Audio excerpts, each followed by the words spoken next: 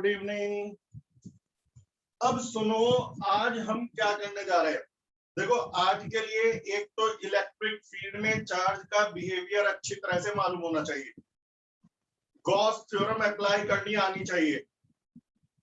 बाकी जो जरूरत होगी वो मैं बताता रहूंगा।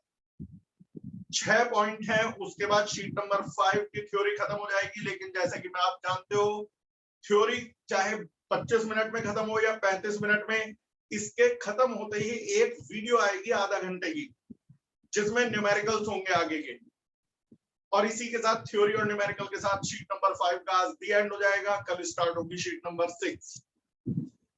तो मेरे बेटा, आज का पहला पॉइंट बहुत ही ध्यान से सुनना। 6 पॉइंट है, 5-6 पॉइंट है, मतलब 5 है या 6 है। पहला पॉइंट, किसी भी कंडक्टर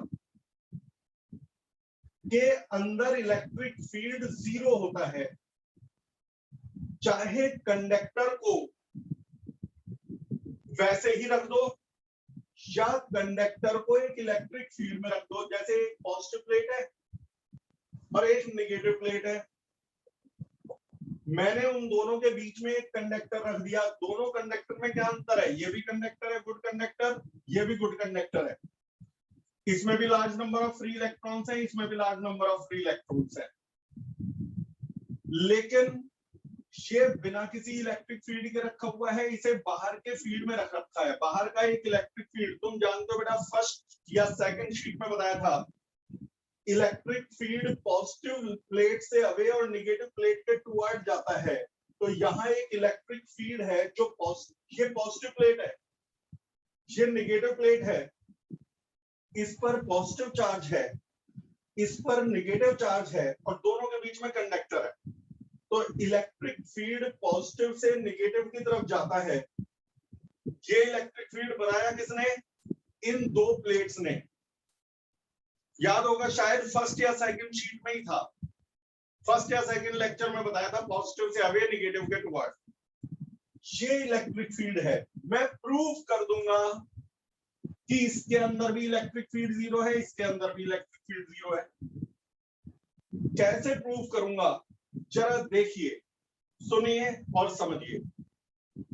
सबसे पहले पॉइंट नंबर 1, इस वाले को देखना। सिर्फ ये सोचो, यदि मैं इसको चार्ज दे दूं तो चार्ज रुकेगा कहां? यदि मैं इसको चार्ज दे दूं तो चार्ज रुकेगा कहां? तुम्हें मालूम है, पॉजिटिव चार्ज को रिपेल करेगा, और रिपेल करने के कारण ये एक दूसरे से दूर भागने की कोशिश करेंगे। कंडक्टर के अंदर चार्जेस कैन मूव। जब ये दूर भागने की कोशिश करेंगे तो चलने लगेंगे, और यदि चलने लगेंगे तो चलते चलते ये सरफेस पर पहुंच जाएंगे। सरफेस से बाहर तो जा नहीं सकते, ये दोनों भी रिपेल करेंगे। जब ये दोनों रिपेल करेंगे तो चलते चलते सरफेस पर पहुंच जाएंगे। सरफेस से बाहर तो जा नहीं सकते, एयर इज इंसुलेटर। चार्ज हमेशा कहां चल सकता है? कंडक्टर में। मैंने और चार्ज दे दिया तो ये चार्ज इसे आपस में रिपेल करेंगे। रिपेल मान लो 3 दे दिए, तो ये इसे रिपेल करेगा, ये इसे रिपेल करेगा, ये इसे रिपेल करेगा। और जब ये रिपेल करेंगे तो चलते चलते एक दूसरे से दूर जाएंगे, और दूर जाएंगे, और दूर जाएंगे, और जाते जाते कहां पहुंच जाएंगे? सरफेस पर। तो जो भी चार्ज आप कंडक्टर को देते हो, वो चार्ज सिर्फ और सिर्फ सरफेस पर मिलता है, अंदर चार्ज नहीं होता।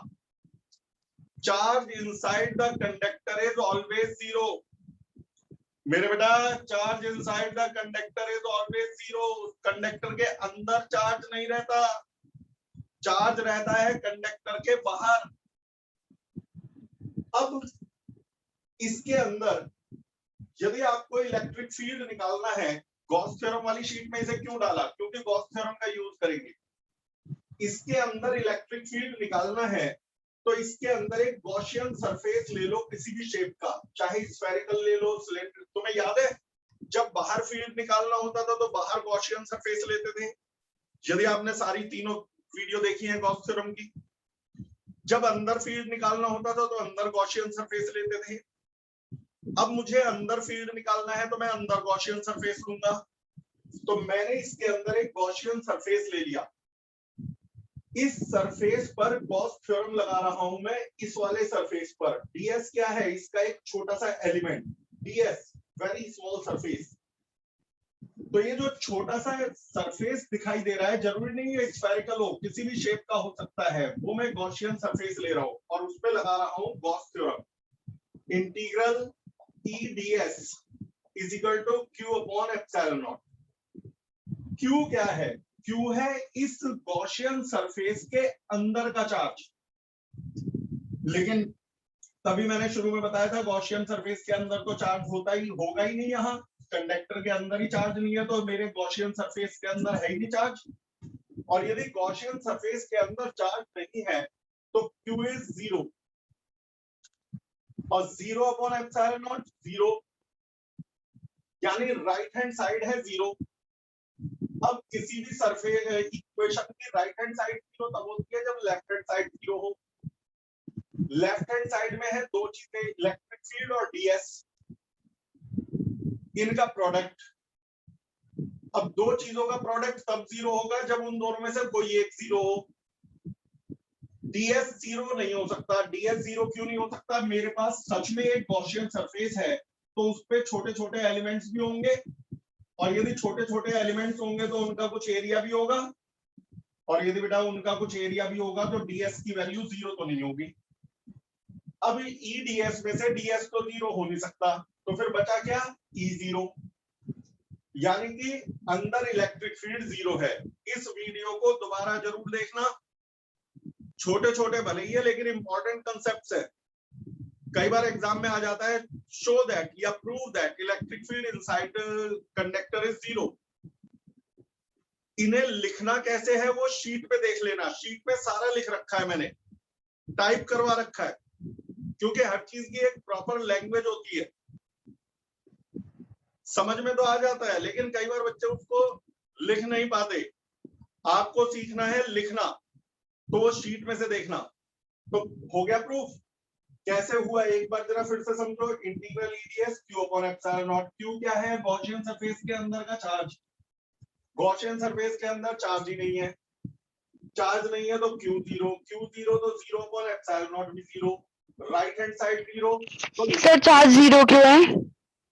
बेटा शुरू से आप बैठे हुए हो तो आपको मैंने बताया था कंडक्टर में चार्ज कहाँ रहता है, इनसाइड या सरफेस पर। सर सरफेस सारे बच्चे बताओ। सरफेस। सारा चार्ज सरफेस पर है, और मैंने गॉसियन सरफेस कहाँ लिया है, गॉसियन सरफेस सरफेस पर लिया है या इनसाइड? गॉसियन सरफेस के अंदर चार्ज क्या है, 0। Okay sir good. मुझे ऐसे बहुत अच्छा लगता है जब बच्चे पूछते हैं ना, तो ऐसा लगता है कि हाँ भाई बच्चे सिंसियरली पढ़ रहे हैं। तो चार्ज 0 हो गया तो Q अपॉन एप्सिलॉन नॉट 0, तो राइट हैंड साइड 0, और यदि राइट हैंड साइड 0 हो गई तो left hand side 0। Left hand side तभी 0 हो सकती है जब इन दोनों में से एक 0। ds 0 नहीं हो सकता, ds तो एक छोटा सा सरफेस है, और यदि छोटा सा भी सरफेस है तो उसका कुछ तो एरिया होगा, तो फिर यही 0 होगा इलेक्ट्रिक फील्ड। अब दूसरे वाले केस में आ जाओ, इसके अंदर इलेक्ट्रिक फील्ड क्यों 0 होता है, जब कंडक्टर को इलेक्ट्रिक फील्ड में रखते हैं तो तुमने पढ़ रखा है किसी भी इलेक्ट्रिक फील्ड में जो पॉजिटिव चार्ज होता है वो फील्ड की डायरेक्शन में चलने लगता है, फोर्स महसूस करता है, और नेगेटिव चार्ज फील्ड के अगेंस्ट चलता है। पॉजिटिव चार्ज फील्ड की डायरेक्शन में, बड़े ध्यान से सुनना, positive charge moves in the direction of field with the force QE, और negative charge moves against the field with the force QE। तो अब मैं दूसरा पार्ट बता रहा हूं। मान लो आपने एक पॉजिटिव प्लेट ले ली और एक नेगेटिव प्लेट ले ली, तो एक इलेक्ट्रिक फील्ड पैदा हो गया प्लस से माइनस की तरफ, ये कहलाएगा एक्सटर्नल इलेक्ट्रिक फील्ड। अब आपने इसके अंदर एक कंडक्टर रख दिया, कंडक्टर है तो उसमें फ्री इलेक्ट्रॉन्स होंगे, हर कंडक्टर में large number of free electrons are there, ये बात तो आप लोग अच्छी तरह से जानते हो। और फ्री इलेक्ट्रॉन, मुझे बताओ फील्ड की डायरेक्शन में चलेंगे या फील्ड के अपोजिट चलेंगे? अपोजिट। जब ये अपोजिट चलेंगे तो ये इलेक्ट्रॉन फील्ड के अपोजिट चलेंगे और यहां से यहां चलेंगे। थोड़ी देर में इस वाले सरफेस पर इलेक्ट्रॉन्स का कलेक्शन हो जाएगा और इस पर पॉजिटिव चार्ज आ जाएगा। यहाँ तो इलेक्ट्रॉन आ गए तो निगेटिव चार्ज इंड्यूस हो गया, यहां से इलेक्ट्रॉन चले गए तो पॉजिटिव चार्ज इंड्यूस हो गया। इसे बोलते हैं इंड्यूस चार्ज। इलेक्ट्रॉन यहां से यहां गए तो पॉजिटिव चार्ज भी आ गया, निगेटिव भी आ गया।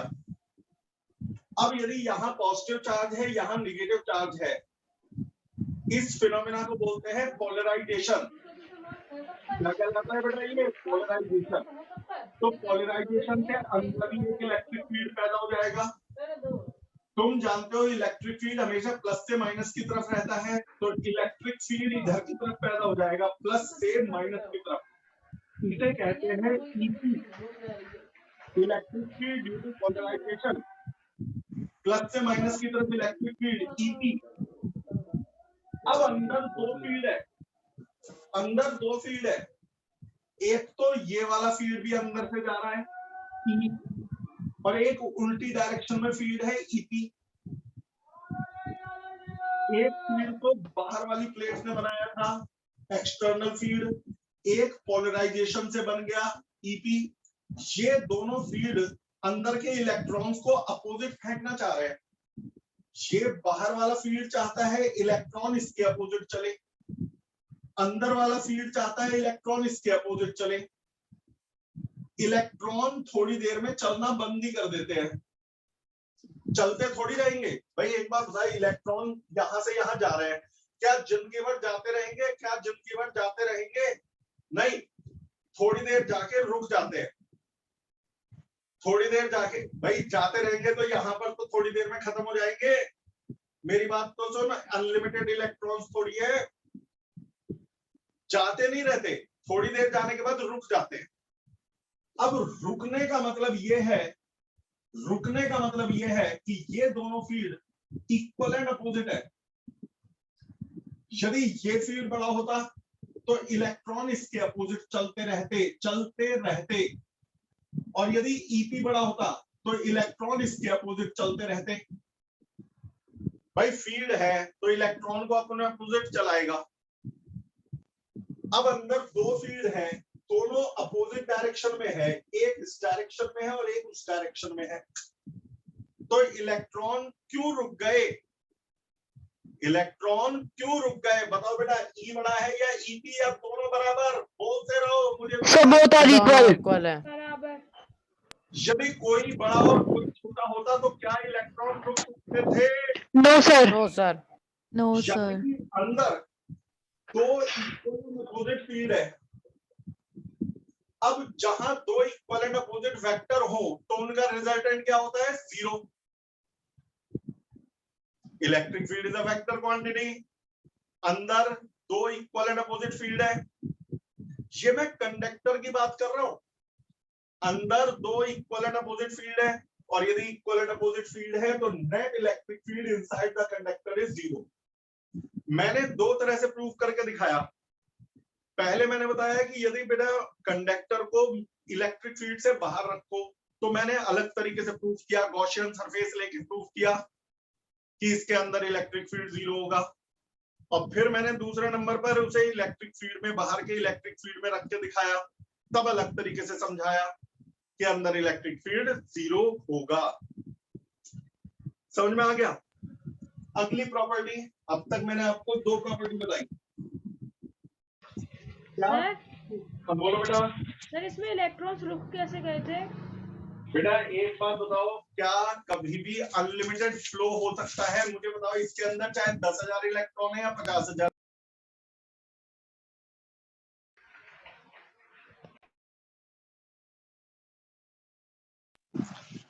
चल रुकने का एक और तरीके से बताता हूं, जरा एक और तरीके से सुनना। अंदर से इलेक्ट्रॉन चलना शुरू हुए, जरा ध्यान से सुनना। इलेक्ट्रॉन चलना शुरू हुए, पहला इलेक्ट्रॉन यहां पहुंच गया, फिर दूसरा इलेक्ट्रॉन चला, दूसरा पहुंच गया, फिर तीसरा इलेक्ट्रॉन चला, तो पहले से मौजूद दोनों इलेक्ट्रॉन उसे रिपेल करेंगे या अट्रैक्ट करेंगे? बोलते रहो। Sir repel. Repel. Repel.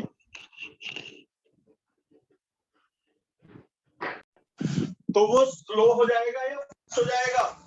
Sir slow. Slow. फिर भी ये पहुंच गया, मान लो फिर भी पहुंच गया। अब जब चौथा इलेक्ट्रॉन आएगा तो पहले से मौजूद तीनों इलेक्ट्रॉन बहुत ज्यादा रिपल्शन होगा सर। और स्लो हो जाएगा। Yes sir. फिर भी पहुंच गया। अब जब पांचवा आएगा तो पहले से मौजूद रिपेल करेंगे बहुत ज्यादा रिपेल होगा सर। कभी तो इतने इलेक्ट्रॉन हो जाएंगे जो इसे आने से रोक देंगे। रोक देंगे।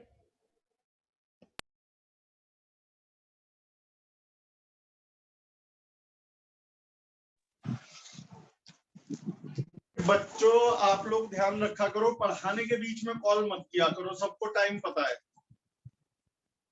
कोई भी कॉल मत किया करो। तो मेरे ख्याल में ये पॉइंट आपको अब अच्छी तरह से समझ में आ गया होगा। अगला पॉइंट,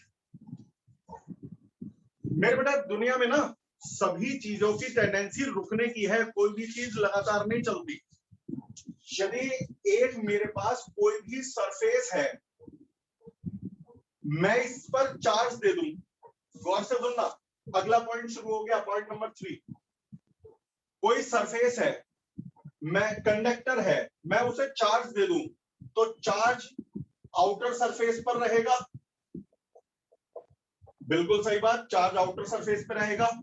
लेकिन आप बताओ ये आउटर सरफेस पे रुका रहेगा या चलता रहेगा? आपको क्या लगता है? रुका, रेस्ट। रेस्ट। रहेगा शायद। इसी से मैं एक चीज प्रूफ कर दूंगा, इसी से मैं एक पॉइंट प्रूफ कर दूंगा। वो पॉइंट ये है कि electric field is always perpendicular to the surface. मैं प्रूव कर दूंगा electric field is always perpendicular to the surface. किस चीज से? कि चार्ज रुका रहेगा। मान लेते हैं कि इलेक्ट्रिक फील्ड सरफेस के नॉर्मल नहीं है, उससे थीटा एंगल पर है। लेट अस कंसीडर कि electric field is not normal to the surface but it is making some angle with the surface.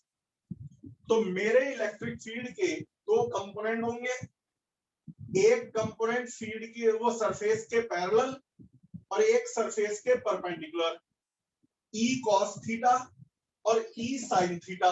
अब जो मैं पूछूंगा बताना, सोच समझ के बताना। ये E sin थीटा क्या चाहता है कि जो मैंने चार्ज दिया है वो इसकी पॉजिटिव चार्ज दिया हुआ है, ये E sin थीटा क्या चाहता है कि मेरा जो पॉजिटिव चार्ज है वो फील्ड की डायरेक्शन में चले। पहले से V sin थीटा का बताओ, वो क्या चाहता है? फील्ड की डायरेक्शन में चले, यानी बाहर निकल जाए। लेकिन क्या चार्ज कंडक्टर को छोड़ के एयर में बाहर जा सकता है? नहीं, तो ये बाहर नहीं जाएगा क्योंकि एयर इंसुलेटर है। अब जरा सोचो E cos थीटा क्या चाहता है, सोच के बताओ। E cos थीटा क्या चाहता है कि ये पॉजिटिव चार्ज सरफेस के पैरेलल चले, सरफेस के पैरेलल चल के बाहर आ जाए। पैरेलल चले। जब तक E cos थीटा रहेगा चार्ज इस पे चलते रहेंगे। चार्ज यदि चलते रहेंगे तो फिर सरफेस के ऊपर चार्ज रेस्ट पे कभी आएंगे ही नहीं। Yes sir. लेकिन हमें तो पता है कि सरफेस पर चार्ज रेस्ट पर होते हैं, यानी कि E cos थीटा है ही नहीं। यदि E cos थीटा होता तो सरफेस पर चार्ज रेस्ट पर नहीं रहते। यदि E cos थीटा होता तो सरफेस पर चार्ज रेस्ट पर नहीं रहते, चलते रहते। लेकिन हम जानते हैं कि सरफेस पर चार्ज रेस्ट पर रहते हैं, चलते नहीं रहते। तो मैं समझ गया E cos थीटा है ही नहीं, E cos थीटा 0 है। और यदि E cos थीटा 0 है तो cos थीटा 0 है, और cos थीटा 0 है तो थीटा 90 डिग्री है। थीटा 90 डिग्री का मतलब इलेक्ट्रिक फील्ड किसी भी सरफेस के परपेंडिकुलर होता है थीटा 90 पर। यही प्रूफ है, थ्योरेटिकल प्रूफ है, लिखा हुआ है शीट में। शीट आपको दे रखी है।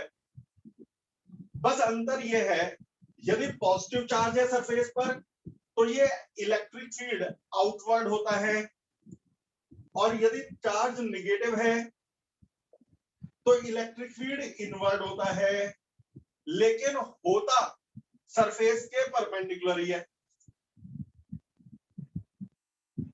सर पता है, आउटवर्ड नॉर्मल को एन कैप कहा जाता है, इनवर्ड नॉर्मल को माइनस एन कैप कहा जाता है।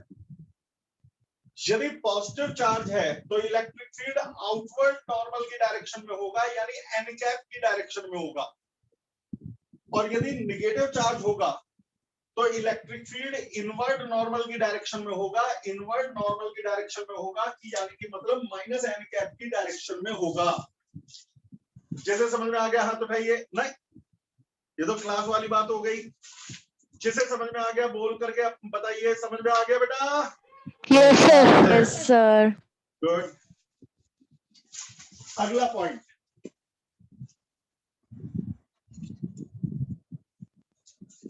Point number 4। पहले बताओ, अच्छा इतना मैं मिटा रहा हूं, आउटवर्ड नॉर्मल को एन कैप कहते हैं या minus N cap? N cap. N cap. N cap. और इनवर्ट को minus cap, minus N cap. ठीक। अगला पॉइंट है मेरे बेटा, किसी भी कंडक्टर के अंदर हर जगह सेम पोटेंशियल होता है। हर जगह जितना पोटेंशियल यहां उतना ही पोटेंशियल यहां, उतना ही पोटेंशियल यहां, उतना ही यहां। वो क्यों? मैंने आज जिस दिन पोटेंशियल पढ़ाया था बताया था आपने ये बात। तो मैंने एक बात बोली थी, तब प्रूफ नहीं कराया था, तब बताया था। आज प्रूफ करा रहा हूं। मैंने एक बात बोली थी, चलो आप लोग बता दो, जब हम इलेक्ट्रिक फील्ड की डायरेक्शन में चलते हैं यहां से यहां, तो पोटेंशियल राइज होता है या रिड्यूस होता है? Reduce. Rise. फील्ड की डायरेक्शन में चलने पर पोटेंशियल रिड्यूस होता है। बेटा रिवाइज करो सारी वीडियो। फील्ड की डायरेक्शन में चलने पर पोटेंशियल रिड्यूस होता है। होता है।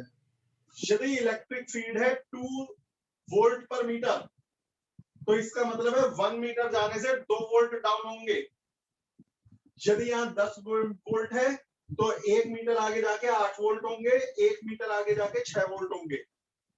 यदि इलेक्ट्रिक फील्ड है 5 वोल्ट पर मीटर, इसका मतलब है 1 मीटर चलने से 5 वोल्ट डाउन होंगे। यदि यहाँ 10 वोल्ट है, 1 मीटर आगे जाके 5 वोल्ट होंगे और 1 मीटर आगे जाके 0 वोल्ट होंगे। यदि इलेक्ट्रिक फील्ड है 0, तो इसका मतलब है 1 मीटर आगे जाने पर 0 वोल्ट डाउन होंगे। 0 का मतलब डाउन ही नहीं होंगे। यदि यहाँ 10 वोल्ट है तो यहाँ भी 10 वोल्ट है और यहाँ भी 10 वोल्ट है। ये मैंने क्या प्रूव कर दिया? मैंने ये बता दिया कि जहां फील्ड 0 होता है वहां हर जगह सेम पोटेंशियल होता है। जहां फील्ड 0 होता है वहां मेरे लाल हर जगह सेम पोटेंशियल होता है। और मैंने आज पहला पॉइंट क्या बताया था? कंडक्टर के अंदर इलेक्ट्रिक फील्ड 0 होता है। कंडक्टर के अंदर बोल दो ना, कंडक्टर के अंदर हर जगह zero electric field. Zero electric field. और यदि 0 इलेक्ट्रिक फील्ड होगा तो पोटेंशियल हर जगह सेम होगा। ठीक है बेटा, तो पोटेंशियल हर जगह सेम होता है। अगला पॉइंट भैया, कोशिश तो मैं ये कर रहा हूं कि भाई डिटेल में समझाया जाए, और इसके लिए ना हमें वीडियो बहुत हेल्प कर रही है। यदि वीडियो ना भेजूं, सारा लाइव में पढ़ाऊं, तो बेटा जल्दी जल्दी भागना पड़ेगा, और जल्दी जल्दी भागना पड़ेगा तो समझ में नहीं आने का। फिर तो ऐसा हो जाएगा खिचड़ी सी बन गई। आज ये टॉपिक पहले खत्म हो जाए, 5वीं शीट खत्म हो जाए, तुरंत न्यूमेरिकल की वीडियो भेजूंगा, ग्रुप देख लेना। 5 मिनट के अंदर ग्रुप पे वीडियो आ जाएगी, और उसे भी हैंड टू हैंड पढ़ के तभी उठना, नहीं तो फिर मन हट जाता है।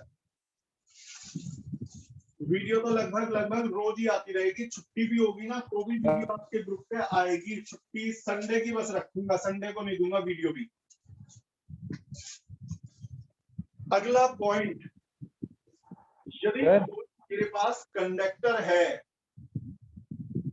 किसी भी शेप का, जिसकी चार्ज डेंसिटी है सिग्मा।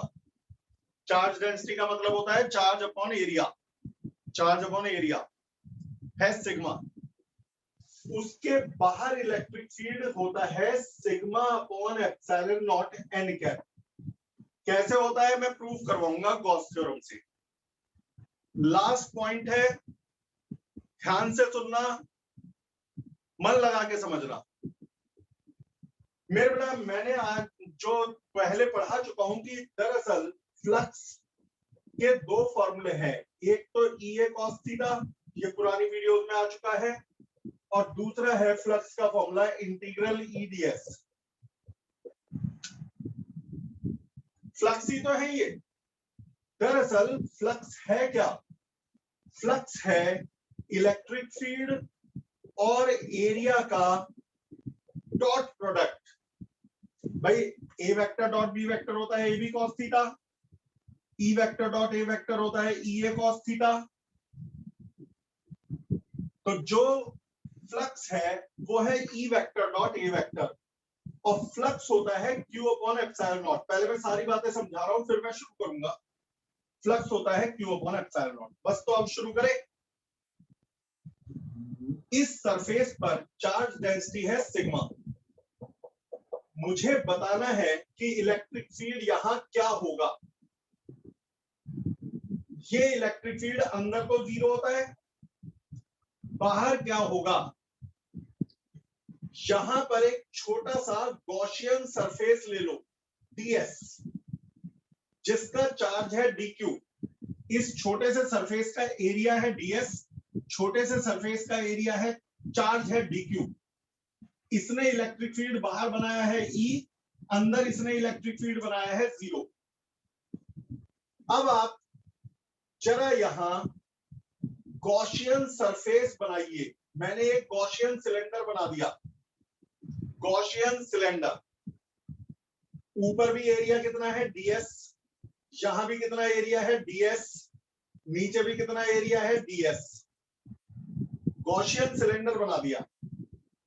इलेक्ट्रिक फील्ड सरफेस के नॉर्मल होता है, सरफेस के नॉर्मल होता है, यानी कि इस डायरेक्शन में।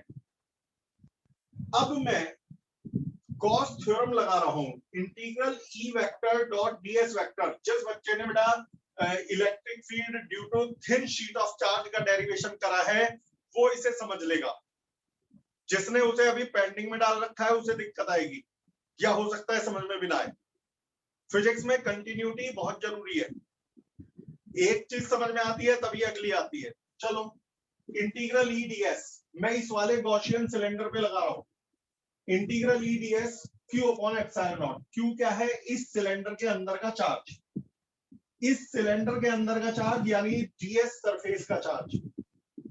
जो चार्ज डीएस सरफेस पर है बस वही सिलेंडर के अंदर है, और डीएस सरफेस का चार्ज है डीक्यू, तो डीक्यू अपॉन एप्सिलॉन नॉट। ये गॉस थ्योरम लगा रहा हूं किस पर? इस सिलेंडर पर। डीक्यू क्या है? सिलेंडर के अंदर का चार्ज। लेकिन बेटा सिग्मा होता है क्यू अपॉन ए, तो क्यू होता है सिग्मा ए, तो डीक्यू क्या होगा? Sigma DS. भाई यदि एरिया को बहुत छोटा कर दोगे डीएस तो चार्ज बहुत कम हो जाएगा डीक्यू। बड़े एरिया पे ज्यादा चार्ज, छोटे एरिया पे कम चार्ज, नेग्लिजिबल एरिया पे नेग्लिजिबल चार्ज, तो डीएस एरिया पर डीक्यू चार्ज। तो डीक्यू है सिग्मा डीएस, तो डीक्यू को रख रहा हूं सिग्मा डीएस। अब ये क्या है? ये है फ्लक्स। फ्लक्स फ्लक्स फ्लक्स का फॉर्मूला होता है ई ए कॉस थीटा भी। तो मैं इसकी जगह अगली लाइन में लिखूंगा, दोनों फॉर्मूले फ्लक्स के ही है, ई ए कॉस थीटा। तो बाहर इलेक्ट्रिक फील्ड है E, यहां पर इलेक्ट्रिक फील्ड है E, इसका एरिया है ds, और cos 0। कई बच्चे कहेंगे 0 क्यों लिया?